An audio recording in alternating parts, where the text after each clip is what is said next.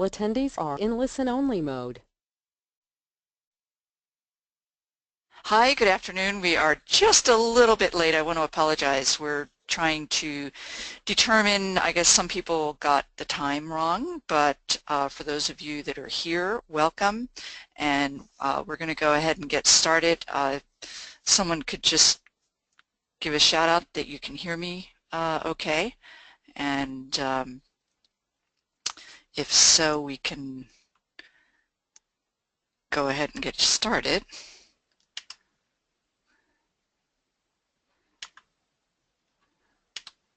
Great. Okay. Thank you for responding. Give me just another minute and we will be all set.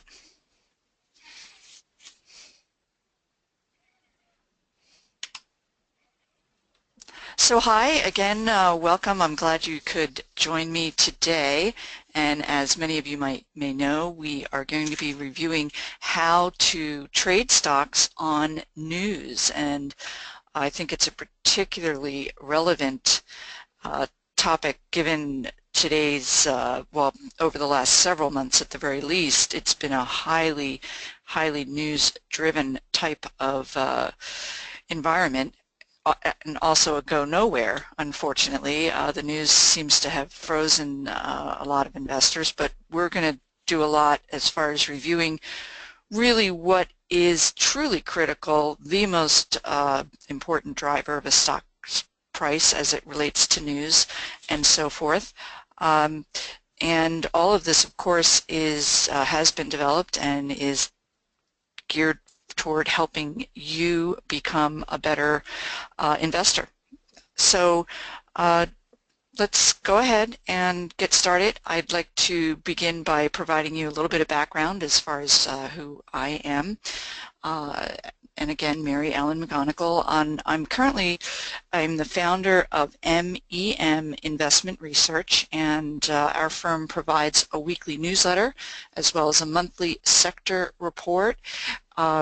But I'll go ahead and give background prior to that. I started my career many years ago in New York City, and it was really a stroke of luck that I met someone straight out of college after moving to Manhattan who was able to help me secure an interview at Goldman Sachs, and that did work out. I was, of course, very low man on the totem pole, but I was on their trading floor, fixed income. It was highly energetic, really exciting, and I just thought I had found my home, so to speak. And I stayed there. I had a mentor there who gave me advice and suggested that I go to what's called the buy side, portfolio management, and I did indeed do that. I went with a very large insurance firm in New York and started out as an assistant portfolio manager, did eventually get promoted to portfolio manager, head of their trading desk after several years there, and was managing over $2 billion in assets. So that was, again, a very exciting period of time. It was during that period of when running money, I was really able to see that how Wall Street worked, in the sense that if you were running a lot of money, you were the first phone call, you got information. Certainly in those days, this was the late 80s, it was ahead of individual investors. But that's the way the street worked. It was not deemed illegal.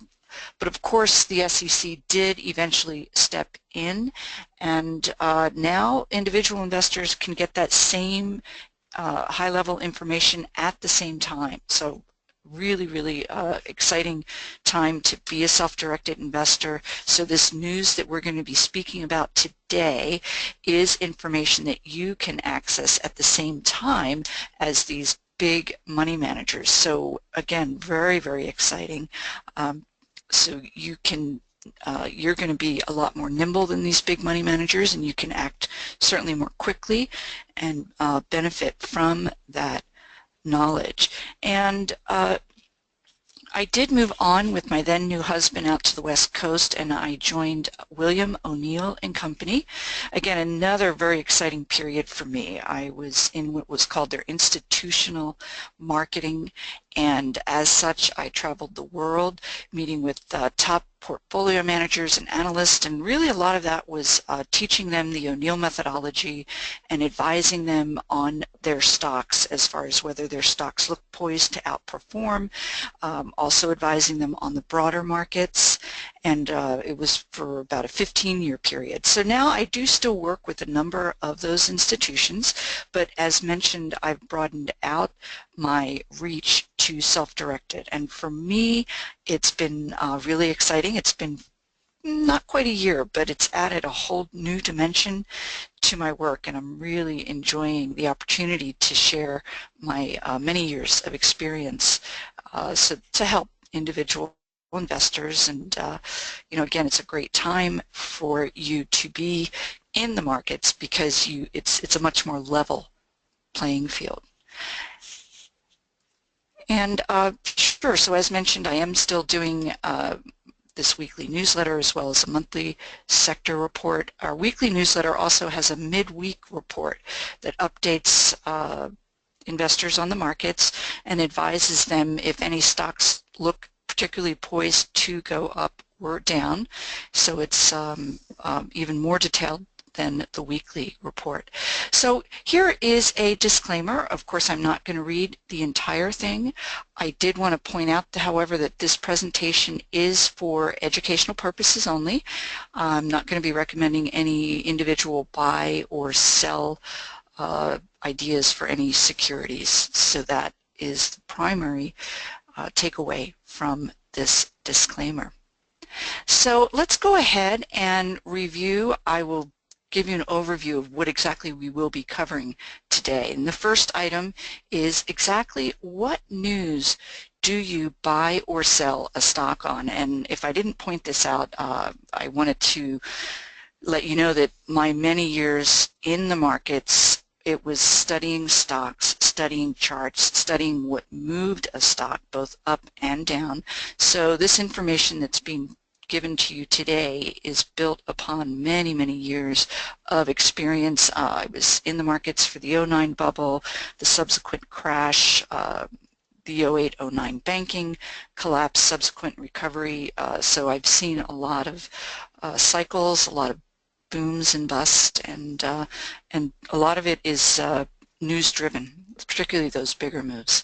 And then secondly, we'll review how you can stay on top of the news. It's good to know what the news is that drives the stock, but how can you as an individual investor access that news? And I'll review several sites that are free of charge that are really quite robust, and you'll find them, I think, quite helpful. Third item we will review is what are the key news that dictates broader markets, and by being able to detect the potential direction of the broader markets, that is really quite key, because if you're putting money to work, you want the broader markets to be in a clear-cut uptrend. You want that wind behind your sails, and likewise, if it's downtrending, you're better served to step aside. So we'll focus and show you what news tends to move the broader markets. Using history as a guide, I do this for most of my webinars, and by that I mean that we'll be reviewing a lot of charts that will be marked up and highlighted, showing you news items and how a particular stock performed relative to that news. Looking at stocks historically and their graphs really is a great educational tool for any aspect of your trading. And then lastly, there will be a special offer at the very end of this presentation, so I urge you to stick around, and of course at the very end I will be happy to answer any questions, and I ask that you save your questions till the end.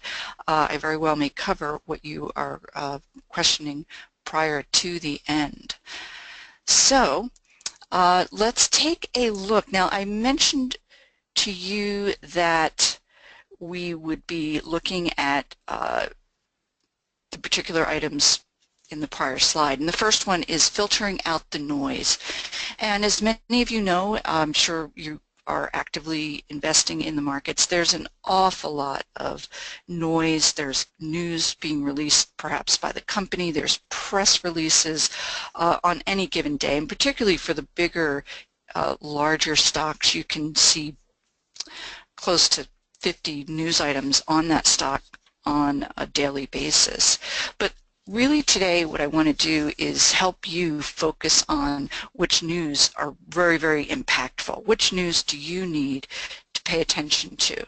So I'm going to here review the very first item, and this is a news item that I will tell you is the most impactful on the price of a stock. And you will see this in the charts we'll be reviewing, but the number one primary mover of a stock is earnings. And again through history, and I'm telling you, I've been looking at charts for a lot of years now, this earnings will be the primary, or certainly the most impactful, let's say that, reason that a stock goes up and down or down. And I'm sure many of you are watching and experiencing it now because we are in the midst of earnings season, and a lot of stocks are going up, and then there are quite a few that are going down. And it is very, very much all driven by earnings, whether they report, do they come in above estimates, below, how are they guiding for the future. So huge moves resulting from this. And so many of you, you may be familiar with the O'Neill methodology of investing. Perhaps you read Investor's Business Daily, or perhaps you've read one of O'Neill's books. But for those of you that are not familiar, I will tell you that O'Neill has done a study. It started in the 60s and it continues to today, studying big prior winning stocks and what are the drivers of those stocks and what characteristics are present in those stocks before their big moves. And it could be both up or down. And in those studies, it was determined quite clearly that earnings is the number one driver. And so I'm going to try not to repeat that again, but I cannot say it often enough as far as how important it is. And so this is, again, your primary driver, and you will want to pay attention to, did they come in above estimates? Were the estimates going forward revised upward? And you can do a lot of work with analyst estimates as well. A stock's price will go up oftentimes if an analyst increases their estimate, or on the negative side, if you see a stock come in below estimates, you are very rarely rewarded to stay with that stock or to buy it. I will say 80% of the time the stock will deteriorate. And what we are noticing this earnings season is companies that are meeting and in many cases beating earnings expectations, yet if they guide for future earnings lower, and we saw that with Facebook, they had explosive numbers after the close yesterday, but their CEO came out, and actually it was the CFO, and he advised that they might have a tough period in earnings growth next year because of ad sales. So the stock got hit quite hard. So again, just emphasizing how important that earnings item is. Now, the next news item, we can move on, is that can drive a stock higher is if the company releases a new product. And it can't just be any product. It has to be an innovative product so that the company that's producing it, perhaps they have a lock on the marketplace, or the new product will have such high demand that earnings and sales will continue to grow. So certainly, just as one simple example, Apple has proven this again and again, and certainly from the 90s and then even more recently. So when they first introduced their iPod, it was for music years ago. That was the first of its kind. They then went on with their iPad release, and now, of course, more recently, they're continuing to update their iPhones. And more recently, some of the companies that are being innovative are in the gaming software, as an example, where they're producing unique 3D type virtual products that are in high demand. So it's that kind of news item that you want to be on the lookout for that is really going to drive a stock price higher. And then within that, you do want to make sure that you are in the leader in a particular industry. And I would point out, prior to its health issues, Chipotle was a big winner in the restaurant industry because they had introduced a new way to serve fast food where you could decide what you wanted with your particular product.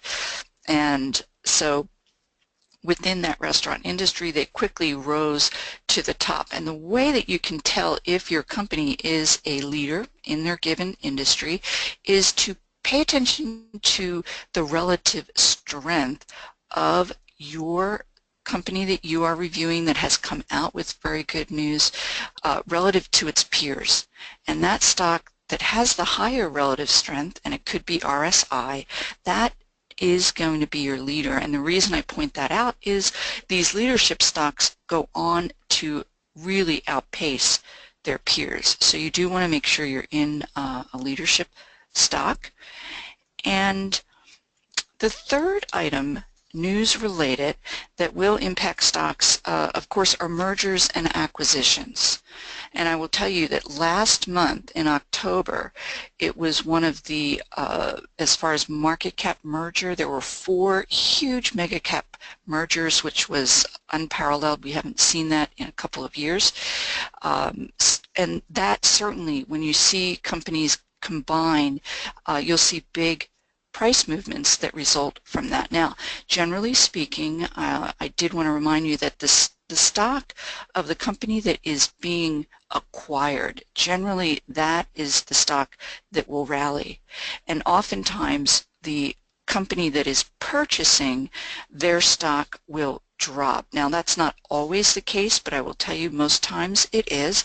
Of course, a lot will have to do with the price that's being paid. How does Wall Street interpret whether they're paying too much or too little will make a difference. But for the most part, you do want to be more in line with aligned with the company that is being purchased.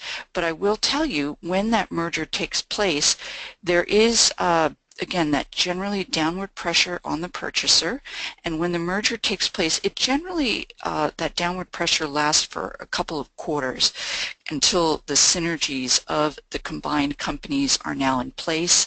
They've weeded out unnecessary personnel or departments, and then they're back to the races. And I'm thinking in this case, for instance, Verizon in May of 2015 purchased AOL. And it did take a couple of quarters for that synergy to come into play. Also in May of 2015, Avago purchased Broadcom. And again, it took about 2 quarters, but since then it's been doing quite well, not so much Verizon. But we'll look at examples going forward. And then the second bullet point here, where can you as an investor access this news that really counts? And so I would tell you that one of the first, and many of you may use this already, is Google Finance. And I point this out because I will tell you that several of my institutional clients, when I'm in office, their offices will talk about a stock and they'll go right to Google Finance. It's one of those pages that really not only gives you right away a graphic display it's okay, but Google Finance also tells you whatever given stock you are looking at, down toward the bottom, they'll tell you other related names that are similar, other names that are in that group, and they'll have a tiny chart next to it. So again, a very quick glimpse. Are you in the leader in that group? Are there other stocks outpacing the stock that you're looking at? I find that very useful. They also provide you with recent news releases. There's also a part that says upcoming events, and those upcoming events could be the release of earnings, a conference call relating to that earnings, but there's another thing that can drive stocks, and that is if a particular company is due to report or appear at a Wall Street conference. It's not all the time, but it can be quite impactful when these CFOs get up in front of these analysts and talk highly about their company. Stock prices can move in response to that. And they also, Google Finance has a key stats. And those key stats, it's one of the few places where you can get quarterly information, earnings, sales, profit margins, and so forth, all of the items that do drive a stock. And they have also a company description, so you can go ahead and check that out.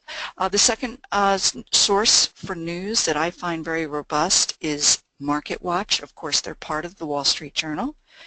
They do have a lot of the same similar information, a little bit more in the way of insider information. However, their financials are annual, so they're not quite as useful. Yahoo Finance is another very robust area, very similar to Google, and they do have a little bit more actually than Google because they are more individual investor geared in the sense that there is a chat area that you can speak to other investors about a given stock. FinViz is one that I've spoken about a lot, and the interesting thing with FinViz is that you get the graphic display of the stock. You can update it with technicals on it. They provide technical graphics below. This is a little bit of an upgraded membership to them. And they also, below it, provide news items that may have come out about the stock. And then lastly, if you're not familiar, it's out about 3 or 4 years now. It's called Stock Twits. And you can go to their website, you can type in the name of the stock, and you will get tweets that have been posted by order of recent on down. And these tweets are from other sophisticated investors with their insights about the stock. Sometimes there will be institutional analysts that tweet there as well, but that is another possible source for you to get the news items that I mentioned. So I didn't put it, I wanted to put it, but let's take a look at what economic news you need to pay attention to that can drive the stock of a price. I'm sorry, the price of a stock. And so the first items that we talked about were very company specific. What I'm referencing here is broader economic indicators that provide you with insights on the broader markets, and a lot of the indicators that are released are industry specific as well. So what I have found over the years is that there are always going to be really key indicators that carry on and have import, but then there are indicators that come in and out of favor. So as for instance, years ago, there was a weekly retail sales report that came out, and Wall Street just hung on that. That was in the go-go years for retail in the 90s, a lot of teen retailers, everyone had to have a new purse, so this number was really paid attention to. You may have noticed it's not as relevant anymore. Consumers are putting their money elsewhere, so that particular number has lost its luster. But more recently, over the last certainly year at least, there is a weekly EIA report, and it's Energy Information Administration puts out this report each week. It provides petroleum inventory information. So oil has been a very hot button lately, and this number is really paid attention to. So as of, for instance, yesterday they did report their weekly numbers, and their numbers showed the highest increase in inventory buildup in over 5 months. And so what we saw immediately was oil prices dropped almost 3%. So that is a more relevant indicator that is taking over some others that were not. Now, another more recently interesting to the market indicator over the last year or two is the FOMC meetings. Pardon me. It's the Federal Open Market Committee. And for years they would hold their meetings and the results really didn't make the headlines. But now, of course, again, over the past year or so, people hang on their every word because they want to know, as investors, we need to know when they are going to raise interest rates, highly impactful event on the markets. And so these FOMC meetings are really quite important. And the FOMC meetings, the bigger ones, they just came out with an announcement yesterday. That tends to be a monthly, or there are periods where they skip a month when these big FOMC meetings come out, and I'll tell you where you can go to get a calendar that's very, very helpful. Jobless claims is another one that's really quite important now because the employment situation is going to impact the FOMC's decision, of course, on interest rates. And so the other item I wanted to mention that's fairly a little more recent over the last 5-10 years is the attention that's being paid to global news. And this would be news, for instance, coming out of China, their GDP, is their economy still growing? What are their growth prospects? Of course, the U.S. exports a lot to that country, so we want to know. And then more importantly, we need to know how is China growing, but also Europe, of course, and Japan, and what is their monetary policy. And I cover a lot of this briefly in my weekly report, and because these are all very critical components, as well as the other economic indicators that I mentioned before. I provide brief data points that tell you how the markets have done and what's expected going forward based on these reports. So let's go ahead and talk about where you as an investor can get this information I just discussed, and also how can you determine which of these indicators are important. The economic calendar can be pretty full. Yesterday I believe there were 10 items that were reported, but really, again, which is the most important? I would tell you to look at the Bloomberg calendar. This is free, and they have a wonderful economic calendar, and it tells you what's current for this week, what is to be released going forward.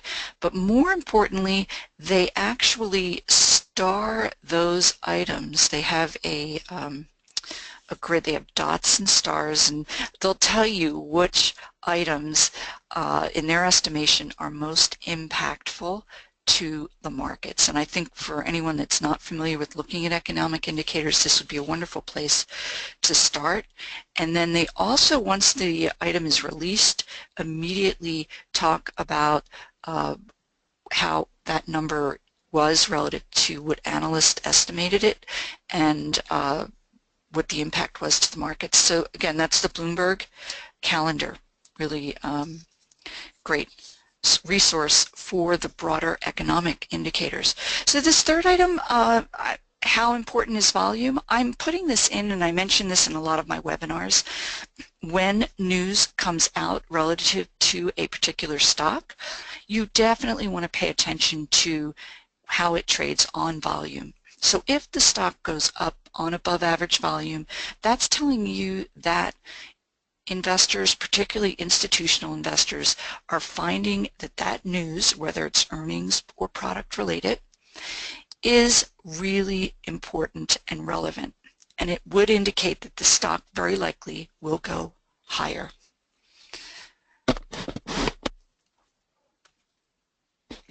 pardon me, I'm just trying to clear my throat. But so let's go ahead and talk about how to stay on top of your stock that has made it. In this case, I'm talking about staying on top of your stocks that have made news. And in this instance, what I'm referencing is once you have highlighted a stock, it's come out with some sort of news, it's up on volume, that's then where you will want to use technical analysis and overlay that, because there are companies that will release what seem to be very interesting news. Tesla more recently has been coming out with very interesting news, their solar roof that will power the car. But if you were to look at a chart of Tesla right now, it does not look technically sound. So even though they're coming out with these great, interesting, potential new, price-driving news, you want to make sure that the chart looks healthy before you enter that stock. And I do have a number of other webinars that will help you in really refining your chart viewing and your ability to spot whether that chart is healthy. So let's go ahead and get started at looking at some examples. I think this is really going to bring a lot of what we've been talking about to light. So this first one is SherwinWilliams. It's a daily chart from March to mid-August of this year. And what I did want to point out here is at the end of March, SherwinWilliams acquired Valspar. And what you can see is this immediately this significant drop. It wasn't as bad as you'll see in other future examples, but indeed the company that was doing the acquiring did drop, but the stock was able to recover quite nicely. So this particular drop, and you'll see this in a lot of charts, of course, was that Brexit vote. And this, what you're seeing there is fear and uncertainty. The markets do not like uncertainty. There was an unclearness about how the Brexit vote would impact both the European economy, the rest of the European Union. So investors wanted no part of the markets. And unfortunately, we are seeing that now. With the upcoming election, that fear is front and center. There's a lot of uncertainty, and the markets are behaving in a rather similar fashion. So let's go ahead and move forward to this stock. So here we are, SherwinWilliams releases, I'm sorry, in this particular instance, Analyst raised guidance. So I talked about that when estimates are revised upward, you will see a stock respond positively, and in this case you did. You had 3 days of up movement. Well, unfortunately the analysts were not correct. The company came out with very poor earnings and sales, and they also guided lower. So the stock price gapped down and then continued its downtrend. So let's go ahead and take a look at other examples. What we are viewing here is another daily chart of Microsoft, again that March through August period. So let's take you here to April when Microsoft reported their first quarter. They came out with poor earnings and the market responded immediately, huge gap down, and the stock continued its decline and really again, here's your Brexit vote, but it wasn't until July that the company started to turn around. There was analysts were raising estimates during this period. There was a sense that they could come out with a good quarter, but for this period you were not paid to be in the stock after they came out with poor earnings. So here we are with Microsoft reporting their second quarter earnings. The numbers were fantastic. So this is another phenomenon that will occur, particularly if the broader markets are in an uptrend. When a stock gaps up in price in response to earnings, oftentimes it will continue to advance. A lot of investors think they may have missed the move, but oftentimes you are rewarded, and that's where again these charts are going to come in where you have your MACD still remaining positive, RSI positive, so you would stay in and enjoy the continued uptrend that's taking place. Here's a company, and some of you may remember because it was fairly recent, in August. Bristol-Myers had been doing clinical trials with Opdivo, and unfortunately the clinical trial did not have positive results. So what we saw was an immediate response by the markets. They wanted to get out of the stock, and they did. So I talked to you about volume, and I mentioned it. Hopefully you can see behind the price the tremendous volume that was behind this selling. And this, there may be some investors that would sit back and hope that that was a one-day blip, and sure enough, you know, that there's no way Bristol-Myers would continue to go down. But I will tell you that this volume is telling you something, that you need to exit that stock. Despite it being a formerly loved on Wall Street type of name, it is going to have future deterioration ahead of it. And sure enough, this is a continuation of that prior period, and Bristol-Myers continued to fall. Now, another thing I will tell you is the fact that so many institutions owned Bristol-Myers, and these institutions, of course, are the drivers, the real drivers of the market, and once that type of news comes out, they are no longer going to want to be involved, and they have shareholders that are looking at what they own. So a lot of that volume was institutions, and another sign that you are well served to exit the stock. I talked about overlaying the fundamentals. Here the RSI continues to be below this net neutral in a negative zone. Your MACD negative zone. So again, overlaying those technicals is going to keep you either in or out of a particular stock. So here's one, this is Tesla. I spoke briefly about this earlier, and in this I'm trying to highlight news versus rumor. Oftentimes there are a lot of rumors that are floated in the market, and in this particular instance, I wanted to take you to, this is a weekly chart, so each price bar represents 1 week of price action, and I'm taking you to that first quarter of 2015, and the company reports that they are going to be coming out with a major announcement on August 30th. And so what, how the response was, this stock had been in a downtrend. Suddenly it picks up. Investors are interested, and take a look at this RSI trending positively. And so they do indeed come out with their major announcement, and it was perceived in a positive fashion. So all of that is good. I just cannot stress enough using the technicals because you're in an uptrend. However, here, and this is another news driver that I didn't mention in the beginning, but the company, this is Tesla, they announced a proposed secondary offering. By that I mean they were going to put, they did, they put new shares to market, and that is always going to drive a stock price down, because what's happening is your current shareholders, the value is going to go down for them. This secondary offering is going to put more shares and dilute the value of their shares. So that's another news type of item that you do want to pay attention for, and of course the stock sold off. This, of course, is the beginning of this year, which was tough for any stock, so more broader market related.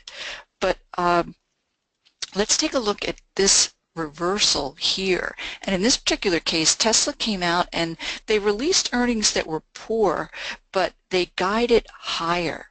So and of course some of this could very well be the broader markets were reversing as well, but guiding positive for this should say 2016 also helped boost However, their first quarter was poor, so the stock responded in a negative fashion. So just giving you a feel for these different news items and how impactful that can be.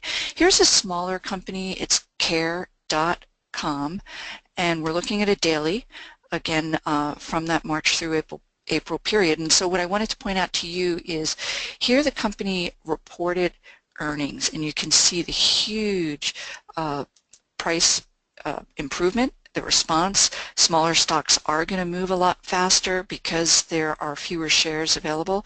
And but take a look at this volume, and this is, you can eyeball it relative to its recent volume. For this particular stock, that's a lot of volume, so that's going to tell you that there's power in there, that it could potentially go higher. And indeed, after this period of digesting that big move, it did go on to higher highs. And this gap up here is when Google came in and they purchased a majority stake in the company. Again, the markets liked it. It gaps up. And then here again is their next earnings report. Not as big a response or a move.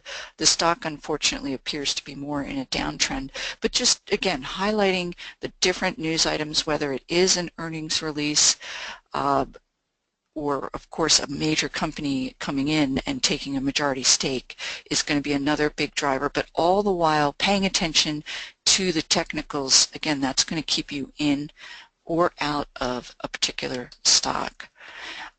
Here's a company. Now this, of course, for many of you that may remember, was very bad news for this stock. Going back, we're looking again at a weekly, so I wanted to be able to go back to the end of 2011, and that was when Netflix decided to do two things. They decided to split their company into two divisions, and those that were subscribers, they raised the subscription rate, and the response was swift and it was negative. So the stock really plunged. The company had made a couple of other blunders subsequent to that where they did not address the issues immediately with investors, with Wall Street. So of course, when you don't hear anything, you fear the worst. There was uncertainty surrounding their decision. So all of this led to a huge plummet in the stock, and it took them almost a year to recover. Now, of course, the rest is history with Netflix moving on to new highs. But that is an example of a news-related item. Here's another news and rumor versus actual events. So what we're looking at here is Mobileye, and this is a daily chart. For those of you that may be familiar with this company, Mobileye is well, they were working with Tesla for quite some time with the driverless car kits. They do quite a bit with that, hence the name Mobileye. So here is the stock is in a bit of a downtrend, but on this particular day, this is what would be called a classic reversal, where it hits a new near-time low in price, but I'm veering here, but I can't help it. And the stock closes in the upper portion of its trading range for that day on increased volume, and that's pretty typical of a reversal. So what was the news that drove that reversal? This is on this particular day, the company gave a presentation at the William Blair Growth Conference, and this is a conference that's blue chip, very highly regarded. And now, if you are inclined, you can actually get a script of that company presentation. Oftentimes you can get it live. I know analysts like to go in person because then afterward they can ask questions and so forth, but that was one news item that I mentioned to you that can drive a stock, and analysts liked what they heard, so they did drive the stock price higher. And this particular item is, I'm taking you to July, and at that time Mobileye announced the scheduling of a press conference with both BMW and Intel. And again, analysts got excited. They thought that that meant only good news, that Mobileye was going to be working with BMW. And but out here toward the end of July, the company reported earnings that were strong, but more important to the market, they announced that they will be parting ways with Tesla. And Tesla was a big customer of theirs, a big part of their sales and earnings. And as you can imagine, the response was not good.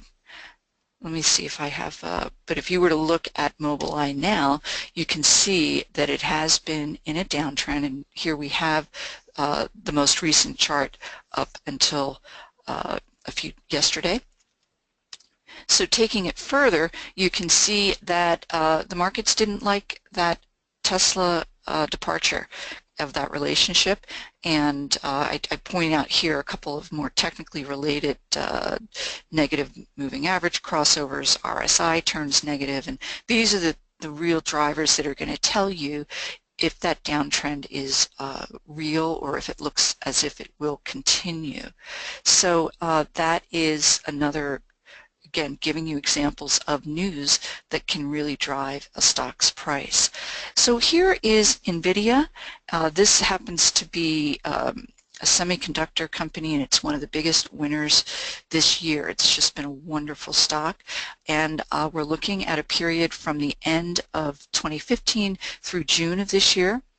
And what I did want to point out to you, of course, is the release. So we have two different times. This is their first quarter earnings, mid-February. The stock came out with great earnings, huge gap up, and as I pointed to you before, you still have quite a significant move ahead of you. And this is a period when a lot of technology stocks did poorly in May, but it still found support.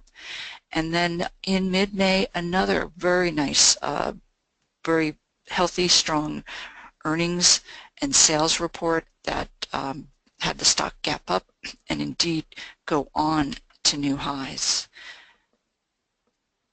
So here is, I talked about merger and acquisition activity. And so what we're looking at here is, this is one of the mega mergers from last month. AT&T purchased Time Warner. So if you look to your far right, this is the when the acquisition took place.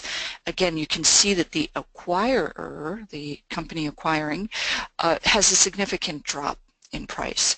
On the other hand, Time Warner gapped up. It was up as much as 15%. It settled down at a 10% gain, but that's generally the type of action that you will see in mergers and acquisitions. It'll be interesting to see how those stocks move going forward. So the other item I mentioned to you is news that impacts the broader markets. And so what I am taking you to here is a monthly display of the S&P Large Cap Index. So it's going back to 2007. And what you can see during this period, of course, is that 08-09 banking crash, the impact on the markets.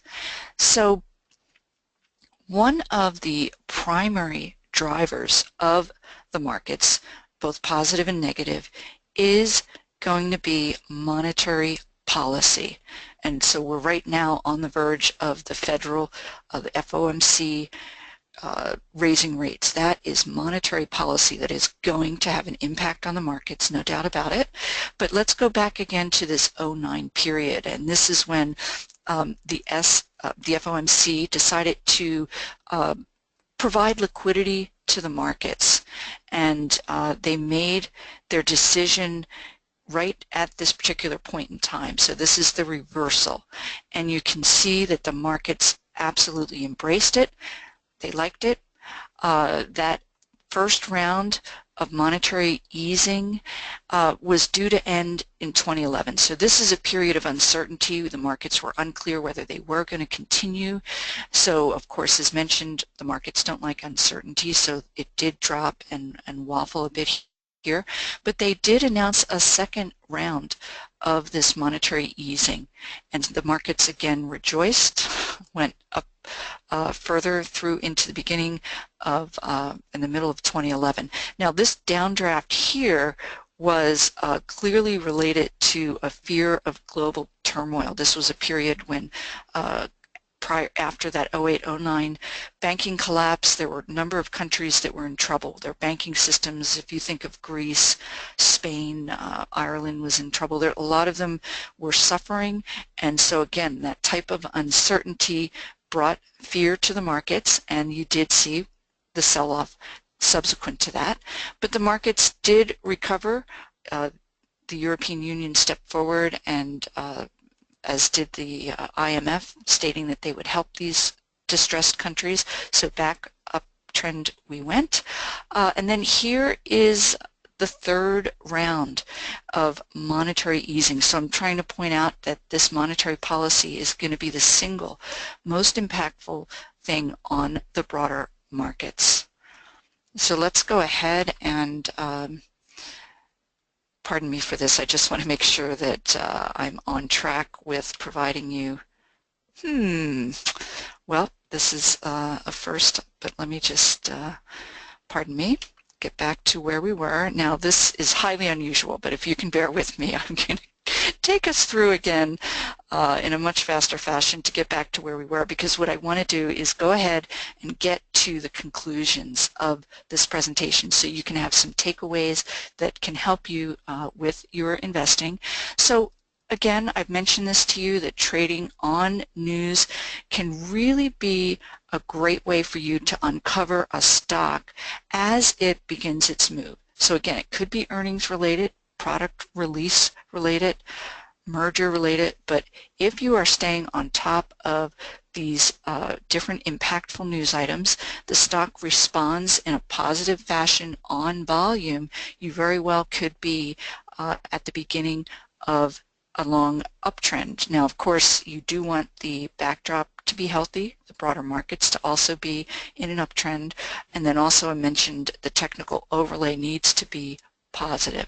But paying attention to news is really going to help you not only stay in a stock, but get out of a stock if they produce poor earnings or if they lose a major customer and so forth. And I mentioned this already as far as making sure that the technical indicators are pointing toward a continuation of a given uptrend before you buy. And I mention this often, know yourself. If you are devoted, do the screening for these news, and you really will be rewarded, as well as doing other educational pieces and paying attention to other indicators. If you are an individual who doesn't have quite as much time, you would be well served to subscribe to a newsletter. So as mentioned, the newsletter that I produce weekly, it has marked up charts. It uses all of these indicators and news to determine where we are in the markets and what's going forward. So that would be another way to educate yourself so that you can outperform the markets. So I mentioned to you that we would have an offer at the end, and this particular item is an educational course, and it is a momentum trading course. So a lot of the work that I do and I've done for years is related to trading momentum stocks, and these of course are stocks that have a very, very high possibility of going in one direction or the other. Most of my focus is on the upside, and this particular course will teach you the 5 key triggers that turn an ordinary stock into a momentum stock. There's a lot of historical examples that provide precedent for that, and then it also tells you how you can uncover those triggers that are necessary to, again, stocks that are just meandering sideways and turn into momentum stocks. And there is one key ingredient that will dictate or mandate that the momentum stock you're looking at has greater odds for a long-term uptrend. So this particular item, there is a, at the bottom here, a link that you can go ahead and access. Normally this item is $300 or close to that, and today this is not offered often at all, but it is currently only $39. So I would urge you to take advantage of that offer. And so with that, we can go ahead, and I'd be very happy to take any questions that anyone might have.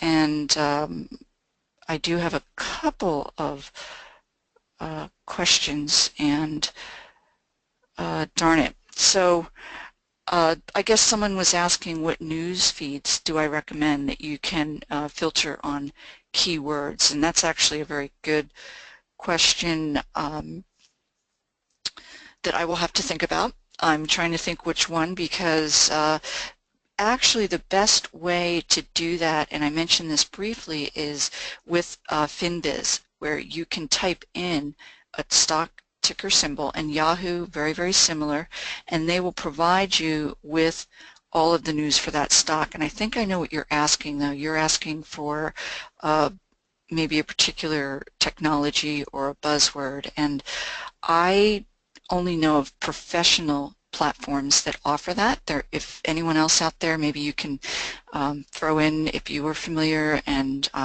you know, Al, I'd like to get you an answer to that. And then the second is, how do you overcome the problem that by the time we get the news it's too late? Well, hopefully I was able to point out to you that that's not the case at all. You are not going to be privileged ahead of time, and most institutions really are not as well. Once a stock pops in response, oftentimes that's just the beginning of a move. And I did want to point out, if for those that are not familiar, but if you have a particular company that you're following and you do want to get more information, you can now call the investor relation department of that company. I wouldn't recommend it too highly, because they're paid to put out a positive front, so you're not always going to get the most, well, I don't want to say unhonest, but it certainly will be a biased response, unlike analysts that really get a rapport with the CFO, and so you may be better served following Analyst. And all the major news comes out after hours. I would disagree with that, but again, it's not that relevant, because, and I think maybe you're discussing some of the major earnings releases that come out, but the responding or the subsequent move won't just be a one-day affair from my work. I don't see a lot. Oh, Benzinga. Oh, thank you, JQ.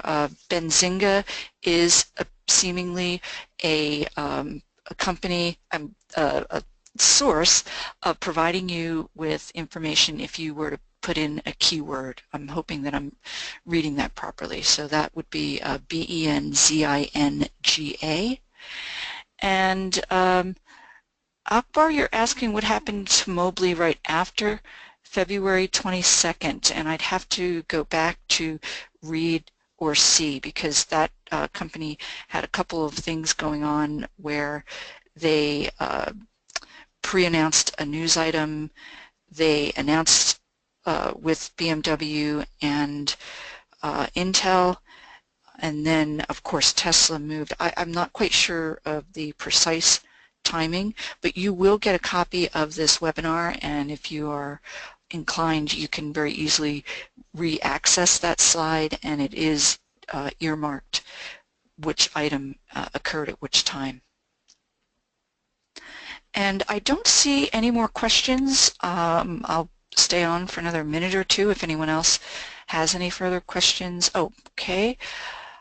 Oh, oops. Okay, so Robert, you're talking about Tesla with Mobileye. Very good. I really appreciate that. Thank you. Robert Singleton is telling us with Mobileye on February 22nd, that was indeed that horrible accident and result. Thank you for filling us in. That's very helpful.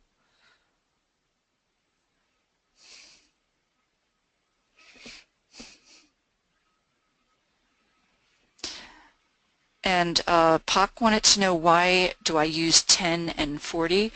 Well, I'll tell you, it depends. On the daily chart, I do use a 10-day. On a weekly, I use a 40-week, which is a 200-day. And so from my work, all of the moving averages that I am attracted to and I use are those that I have found over the many years of reviewing charts to be very useful. And a lot of times this is because this is what the institutions tend to look at, so they become self-fulfilling. But the 10 actually, the 10 on the weekly is a 50-day, so I'm thinking you're referencing a weekly chart. So yes, 10 and 40, those would refer to weeks, which then translate to 50 and 200 in the way of days. And there's another question, does the gap close before moving in the direction? So you're talking about after, let's say, a company reports positive earnings, the stock price gaps up. No, it's not always by any means going to fill in that gap. It may. Oftentimes what will happen is if you use a 10-day or a shorter term moving average, the stock price will meander sideways or pull back a little into that gap, back to that 10-day, and that is going to be a potentially good buy point. So it's not always that it fills the gap. It will oftentimes just trend sideways. And what screener do I like? Well, it really depends on what I am screening for. That's actually a very good question. I do have institutional level products that I use, but I do find MarketSmith is very helpful. That's a non-institutional service, and that's very good for screening for growers, earnings and sales, and then also provides a wonderful industry group insight as well that's quite useful. And the stock fetcher, darn it, I am not familiar. Oh, stock fetcher, you know, I've never heard of that. I will happily take a look at that. I'm always on the prowl for new sources of information, and Robert, I'm not sure how I can get in touch with you, but I will take a look at that and gladly give you my 2 cents on that. And another question is, what weight do you give to a cross of the signal line on the MACD? For example, it can cross down, but the price will continue up. Well, I can't say that I've seen that too often where the MACD crosses down and the stock price goes up, but of course the direction of the price of the stock is going to dominate. Those moving averages can be very, very helpful, but they are lagging indicators. As you know, they're taking the average of the price history, so it's taking what already has occurred. The actual direction of the price is going to have more weight when you're looking at that kind of thing.